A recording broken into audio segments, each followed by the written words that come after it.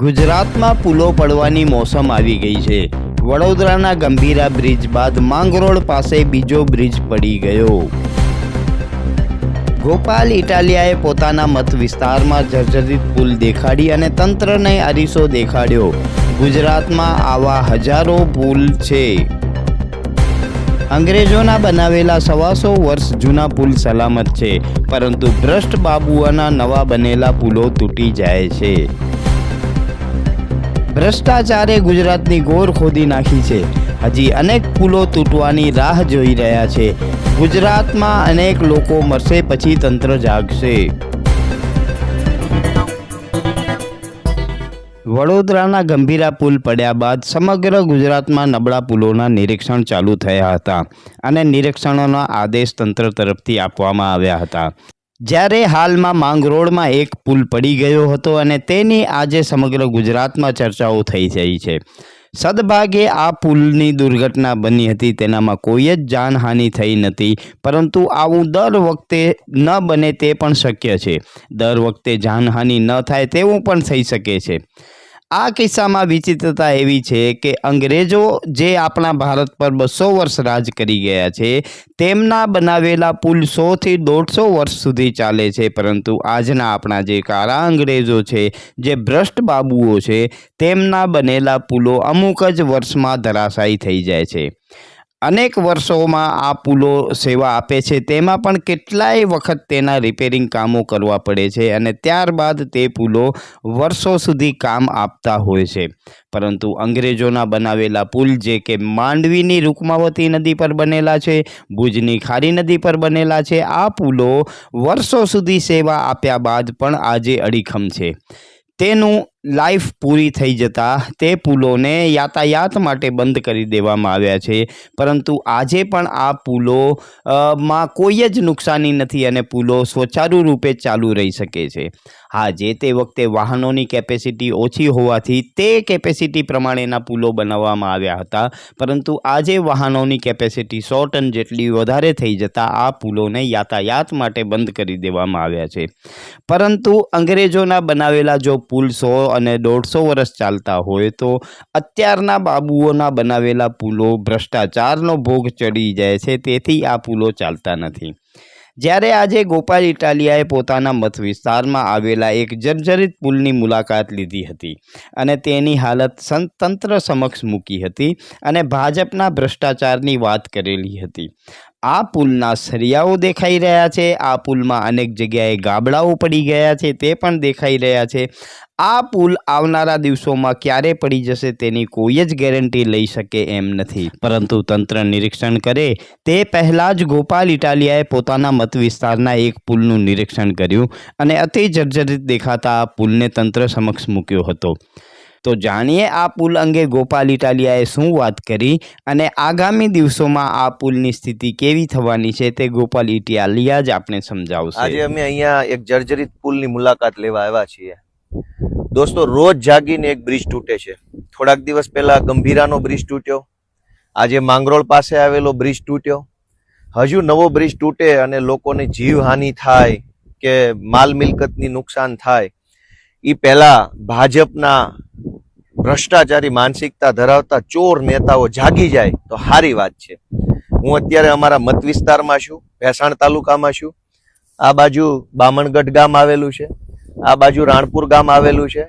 બામણગઢથી રાણપુર એટલે કે જુનાગઢ તરફ જતા મેઇન રોડનો જે કનેક્ટિવિટીનો રોડ છે, એમાં ઉબેણ નદી છે અને આ ઉબેણ નદી ઉપર આવેલો બ્રિજ છે, હું તમને બતાવું, આવો આગળ ઉબેણ નદીનો બ્રિજ। હવે આ બ્રિજ પડે અને કોઈના જીવનું જોખમ થાય, કોઈનું મૃત્યુ થાય, કોઈનું વાહન તૂટી જાય, એ પહેલા ભાજપની સરકાર જાગી જાય તો સારું છે। કોઈને કાંઈ પડી નથી, બધા બિંદાસ થઈને આ બાજુ આવો જરાક, આ બ્રિજ છે, આ જોઈ લો, આવી જાઓ, અહીંયા ઉભા રહેજો। આ બ્રિજ છે, આ સરિયા છે, દેખાય છે, આવે છે એમાં,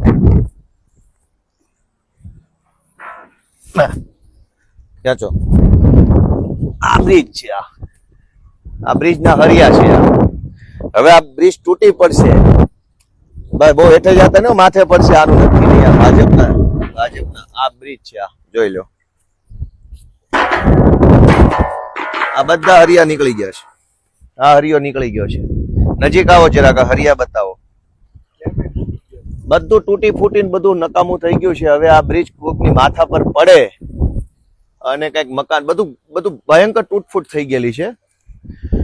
હા, કોઈને પડી નથી. ભાજપના નેતાઓને તો ભ્રષ્ટાચાર કરવામાં, પૈસા ખાવા સિવાય આ બધી જ જગ્યાએથી બ્રિજ આખો હળી ગયેલો છે. તમામ જગ્યાએ હળી ગયો છે. અહીંથી દેખાય છે બધું જ, છેક થી છેક સુધી. કેમેરામાં કેટલો તૂટલો દેખાય છે અલગ વિષય, બાકી નરી આંખે જોવો તો કોઈ પણ સમયે આ બ્રિજ ગમે ત્યારે તૂટે એવી પરિસ્થિતિ ગણી શકાય આપણે. પછી તો સરકારી એન્જિનિયરો સ્ટ્રક્ચરલ સ્ટેબિલિટીનો રિપોર્ટ કરે અને ચેક કરે કે આ શું છે. આ જુઓ, હરિયા નીકળી ગયા છે કાયદેસર, છતાંય તે કોઈના પેટનું પાણી નથી હલતું. પછી જ્યારે બ્રિજ તૂટી જશે, ખરેખર 10-15 લોકો નીચે પડશે, દાખલા તરીકે એકાદી બે ગાડીઓ ફોર વ્હીલર પડશે, પછી કે છે કે આ 10 ગાળા પૈકી એક ગાળો તૂટ્યો છે. પછી આવી બધી મોટી મોટી કેટલા 1 2 3 4 5 6 7 8 9 10 ગાળા છે, 10 પૈકી એક ગાળો તૂટ્યો છે. કડક કાર્યવાહી કરશું, તપાસના આદેશ આપશું. આજે જ સવારે માંગરોળ પાસેના એક ગામમાં બ્રિજ તૂટ્યો. હવે આ બ્રિજ તૂટવાની રાહ જોઈ રહ્યા હોય ભાજપ વાળા, એવું મને લાગે છે. પેરિસ જેવા રોડ તો ન બનાવો તો કઈ નહીં, માણાના પેટના બ્રિજ તો બનાવો. માણસ જેવું તો કરો કમસે કમ. આ માણસનો જીવ જાય એવી વ્યવસ્થા છે અહીંયા. આખું અત્યારે સ્ટ્રક્ચર જે છે એ પહેલી નજરે ખરાબ દેખાઈ રહ્યું છે. સામાન્ય નજરે જોવો તો એવું લાગે કે આ બધું યોગ્ય નથી, પણ હવે કોણ સમજાવે? આ જોઈ લો, પેલી બાજુથી સળિયા નીકળી ગયેલા છે, આ બાજુ તો પાણીમાંથી જવાય એવું છે કે નહીં. હરિયા એ બાજુ તે લોખંડના સળિયા નીકળી ગયા છે. ઉભા રહ્યો જી, જવાય એવું છે કે નહીં જોઈ લો. ઉભા રહ્યો. હવે આ પાણીમાં લીલ છે, આમ જાય તો લહેરી જશું તો પડશું પાછા. તો દોસ્તો આ રીતનું છે. જો આ નદીમાંથી અત્યારે પાણી છે, ઉબેણ નદી છે, અને આ બ્રિજ છે એ એકદમ ખરાબ હાલતમાં છે. આ બધું અહીંથી નજરે દેખાય છે ખરાબ હાલતમાં. હવે આની કોઈક સાર સંભાળ લે તો સારું. એક વખત આ હરિયા બતાવી દઉં નજીક આવીને. કોઈને શરમ નથી, કોઈને. ભાજપની આટલી મોટી સરકાર છે, કોઈને કઈ પડી નથી. બધા બેફિકર બનીને માણસનું મોત થાય એની રાહ જોઈ રહ્યા હરિયા છે. ક્યારે તૂટે અને માથે પડશે એનું નક્કી નથી. અને આ એકદમ ખરાબ છે સ્ટ્રક્ચર. એકદમ અહીંથી ચોખ્ખું દેખાય છે કે આ બધું હળી ગયું છે, આ સ્ટ્રક્ચર આખું. કઈ જવું નથી, હાલો ઓછા પડશે વળી. ભાજપ વાળા તો કઈ બંધાઈ દેશે નહીં. તો મિત્રો આ રીતની વસ્તુ છે અમારા મત વિસ્તારમાં. આ બાજુ બામણગઢ છે, આ બાજુ રાણપુર અને જુનાગઢ જવાનો મેઇન હાઈવે છે. ભેસાણ જુનાગઢ હાઈવે ઉપર રાણપુર ગામ છે, એટલે આ કનેક્ટિવિટી માટેનો મોટો રોડ છે. આ નાળાની આવી હાલત છે. ભાજપની સરકારમાં આત્મા જાગે, સરકારનો આત્મા જાગે, ભાજપના નેતાનો આત્મા જાગે, ભાજપના મંત્રીઓનો આત્મા જાગે એવી હું આશા રાખું છું. આ ભાજપની સરકાર કેટલા મોતની રાહ જોઈ રહી છે. કેટલા લોકો જ્યારે બલિદાન આપશે, કેટલા લોકોનો મોત થશે, પછી ભાજપની સરકારનો આત્મા જાગશે. ક્યારેક તો વહેલા જાગો, ક્યારેક તો સમયસર જાગો, ક્યારેક તો આંખ ખોલો. દર વખતે માણસ મરે, પરિવારનો માળો વિખાઈ જાય, લોકો હતપ્રભ થઈ જાય, લોકો આઘાતમાં સરી જાય, હોવા થઈ જાય, પછી જ જાગવાનું. કોઈ તો એવો સમય હશે ભાજપ માટે કે જેમાં તમે વહેલા જાગશો, અગાઉ જાગશો, સારું કરશો અને લોકોનો જીવ બચાવશો. એવું નહીં થાય. ગુજરાતની જનતાની મારી વિનંતી છે, ક્યાં સુધી આવું બધું ચલાવી લેશો? ક્યાં સુધી? મોત ચારો તરફ મોત છે. ડ્રગ્સથી મોત, દારૂથી મોત, દારૂ પીને ચલાવતા નબીરાઓથી મોત, બ્રિજ તૂટે તો મોત, ચારો તરફ મોતનો માહોલ. અગ્નિકાંડથી મોત, ગેમ ઝોનમાં મોત, હરણીકાંડમાં તળાવમાં તરવા જાવ તો મોત, કાંકરિયાની રાઈડમાં મોત છે, સર્કસમાં બેસો રાઈડથી પડે મોત. તો આ મોતના કૂવામાંથી ક્યારે આપણે બહાર આવશું? લોકોને વિનંતી છે, પોતાનો આત્મા જગાડો. ક્યાં સુધી આવું ચલાવી લેશો? આપણે હોટલ રેસ્ટોરન્ટમાં જમવા ગયા હોય, 4 લોકો જમે એટલે સ્વાભાવિકપણે 800, 900, 1000નું બિલ આવે મીડિયમ રેન્જની હોટલમાં.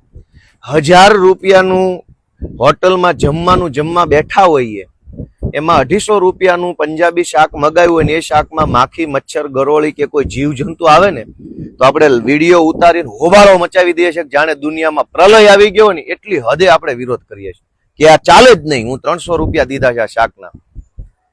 300 રૂપિયાના શાકમાં એક માખી આવે તો નથી હાલતું, પણ આપણે આખું જિંદગી, જો આપણી ઉપર બ્રિજ તૂટી પડે ને જિંદગી બરબાદ થઈ જાય એવા હલકી કક્ષાના બ્રિજો છે, હરિયા લબડે છે, તો જનતાને કોઈને કઈ વાંધો નથી. આખા ગુજરાતમાં આવા અનેક બ્રિજ છે તો કોઈ બોલવા વાળું નથી.